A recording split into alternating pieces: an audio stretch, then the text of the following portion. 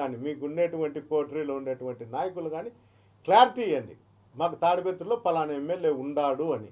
లేకపోతే మున్సిపల్ చైర్మన్నే మున్సిపాలిటీకే పరిధిలోనే ఉందే కాన్సెన్స్ అంతా. ఈ రెండిట్లో మీరు క్లారిటీ ఇచ్చే మంచిది. మీరు కూడా ఆలోచన చేయండి. ప్రతిసారి మీరు మీ ప్రభుత్వం తరఫున ఏదో ప్రభాకర్ రెడ్డి మీద ఎన్నో కేసులు పెట్టినారు, ఎన్నో కేసులు ఉన్నాయి, హింసించినారు గత ప్రభుత్వంలో అని చెప్తారు. ఏం కేసులు ఉన్నాయి, ఏం కథ మీరే విచారించండి, నేను చెప్పాల్సిన అవసరం లేదు. మీ వాడు పెద్ద దొంగ, 420 కేసులు ఉన్నాయి. ఇవేం కాదు, పోలీసులు కూడా చీటింగ్ చేసినారు, వ్యవస్థలన్నీ చీటింగ్ చేసినాడు, అవి కేసులు ఉండేది. ఊపితేనో లేకపోతే ఇంకోరు చెప్తాను. ఒకసారి సిబిఐ ఎంక్వైరీ వేయండి, లేకపోతే మీ దగ్గర ఏందో ఆ సిట్టో గిట్టో ఉంది అది కూడా వేయండి, నాకైతే అభ్యంతరం. నా మీద వేయండి, ఆయన మీద వేయండి, ఎక్కడ అక్రమాలు ఉంటే అక్కడ మీరు పరిశీలించండి. అంతేగాని అనవసరంగా అధికారులకు ఒక ఆర్డర్ ఇచ్చి హైకోర్టు ఆర్డర్లు కూడా బేఖాతరు చేయండి, నన్ను నా ఇంటికి పంపించేదానికి కూడా అడ్డుపడండి అని ముఖ్యమంత్రి గారు మీరైతే చెప్పేది. మీ ఆఫీస్ నుండి ఫోన్లు డీజీపీ గారికో ఇంకోరికో వచ్చేది చూడండి. ప్రజాపాలన ఏ విధంగా ఉంది, ఏం కథ అనేది మీరే ఆలోచన చేయండి. నేను చెప్పాల్సిన అవసరం లేదు. మీరు పెద్దోళ్ళు, 30 ఏళ్ళు 40 ఏళ్ళు రాజకీయ చరిత్ర ఉంది, అంత చరిత్ర ఉన్న వ్యక్తులు మీరు. కనీసం ఆలోచన చేయండి. ఆలోచన చేసి దానిపైన మీరు ఏ నిర్ణయం తీసుకున్నా కూడా ఎవరైనా ఉంటారు. నా ఇట్లా వానికే న్యాయం జరగకపోతే, ఎక్స్ఎమ్మెల్యేకి ప్రజాప్రతినిధికి న్యాయం జరగకపోతే సామాన్యులకు ఏం న్యాయం జరుగుతుంది మీ ప్రభుత్వంలో? ఒక్కసారి మీరు ఆలోచన చేస్తే మీకే తెలుస్తుంది.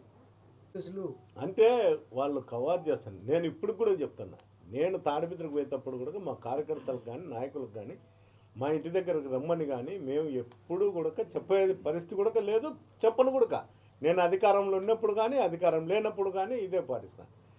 నేను ఇంటి దగ్గర బయలుదేరినా అంటే ఎక్కడ పోతానా అనే ఆలోచన చేయరు, కానీ వెంటనే జేసీబీ ఇంటి దగ్గరికి రాండి కార్యకర్తలు నాయకులు అని చెప్తారు. మళ్ళీ అతను చెప్పేది ఏం చెప్తాడు, ప్రజలు అడ్డుకుంటాడని. నువ్వు మెసేజ్ పెట్టేది ఏంది? నీకు సంబంధించిన ప్రైవేట్ సైన్యానికో నీ కార్యకర్తలకు నీ నాయకులకు నువ్వు మెసేజ్ పెడతాడు, ప్రజలకు మెసేజ్ పెట్టడంలే. ప్రజలంతా తిరగబడండి, రోడ్ల మీద నిలబడండి, మనకు అన్యాయం చేసినాడని నువ్వు చెప్పు. ఎంత మటుకు ప్రజలు వచ్చి నన్ను అడ్డుకుంటారు, నన్ను ప్రజలు నిజంగా నీకు ప్రైవేట్ సెక్యూరిటీ నీ కార్యకర్తలు కాకుండా నీ దగ్గర సంబంధించిన వ్యక్తులు కాకుండా ఎవరన్నా వచ్చి నన్ను అడ్డుకోమను, ప్రజలు సామాన్య ప్రజలు వచ్చి అడ్డుకోమను. అడ్డుకుంటే నా ఇల్లు కూడా నీకే ఇచ్చా. ఎట్లా ఆకిలిగుండేవు, రొట్టెలతో చికెన్ వాళ్ళతో టీయంగడి వాళ్ళతో అందరితో వసూలు చేసుకుంటూ బతుకుతాండవు. నేను కూడా దానంగా నీకు ఇచ్చా. ప్రజలు అడ్డుకుంటే నీ కార్యకర్తలో నీకు సంబంధించిన గూండాలు అడ్డుకుంటేనో ఇంకోటి కాదు. నాకు అక్కడుండే ఇంటికి ఎట్లా మీరు పోలీసు వాళ్ళని అడ్డం పెట్టి నన్ను రానియడంలే హైకోర్టు ఆర్డర్లు కూడా, అది నీకు నీ పార్టీకే నేను దానం చేస్తా. ప్రజలు వచ్చి నన్ను అడ్డుకోమను. ప్రజలంటే ఏమి, ఆడుండేది 2,20,000 ఓట్లు ఉన్నాయి, నాకు 85,000 ఓట్లు వేసినారు.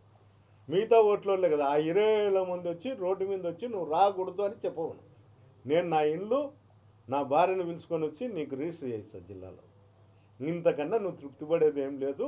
నువ్వు ఎట్లా ప్రజల డబ్బు మీద ప్రజల మీద అక్రమంగా చేసేదాని మీదనే నువ్వు ఆధారపడినావు, ఎన్నో షాపులు సీజ్ చేసినావు.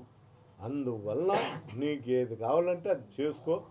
నువ్వు కావాలంటే ముందు అభివృద్ధి చేయి. నీ మున్సిపాలిటీ గ్రేడ్ 1లో ఉందని, ఏదో మున్సిపాలిటీ కాదు కదా, ఎవరికైనా కూడా అవార్డులు ఇస్తారు.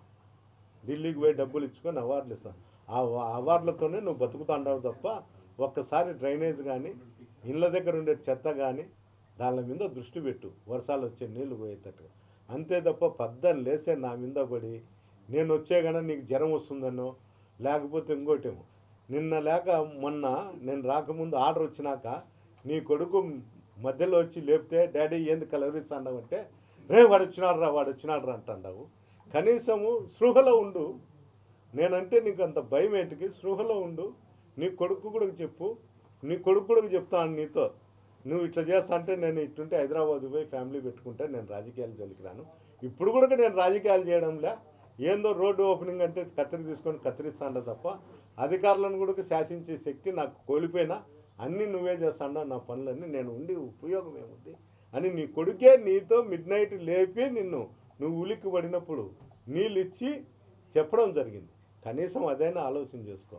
నీ ఇంట్లో కూడా నీ కొడుకు ఏమని మాట్లాడుతున్నాడు ఏం కథ అనేది నీ కొడుకు దగ్గర పబ్లిక్ పోయి మాట్లాడినా కూడా నువ్వు ఓర్చవు. ఈర్ష్య దేశాలతో నువ్వు ఉండవు.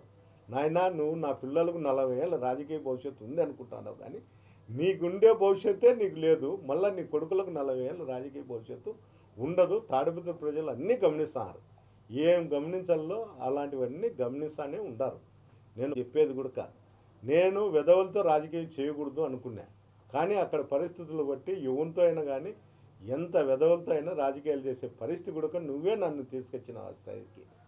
లేకపోతే నేను నీ ఎట్లా విధవలతో రాజకీయాలే చేయను.